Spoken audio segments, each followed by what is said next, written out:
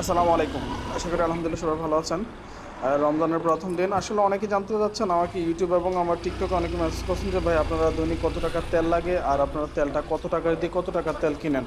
এখন আপনাদেরকে পেট্রোল পাম্পে সরাসরি নিয়ে আসলাম, ইনশাল্লাহ আপনাদেরকে দেখাবো আমি কত টাকা দিয়ে কতটুক তেল আমি পাই। 20. হ্যাঁ,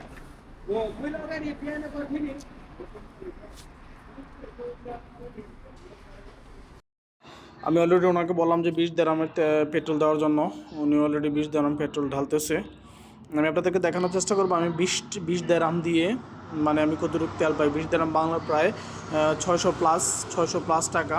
এখন আমি এই 600 টাকা দিয়ে আমি কতটুকু তেল পাই আপনাদেরকে দেখানোর চেষ্টা করবো। অলরেডি 20 টাকা দিয়ে দেখতে পাচ্ছেন 8.58 মানে 8.5 লিটারের উপর আমি পাইছি অলরেডি তেল। 8.5 লিটারের উপরে অলরেডি আমার ট্যাঙ্কি যদি আর 5 দিরহাম নিই তাহলে কিন্তু আমার ট্যাঙ্কিটা ফুল হয়ে যায়। তো খালাস 20 দিরহামের দৈনিক আমার তেল লাগেই ইনশাল্লাহ।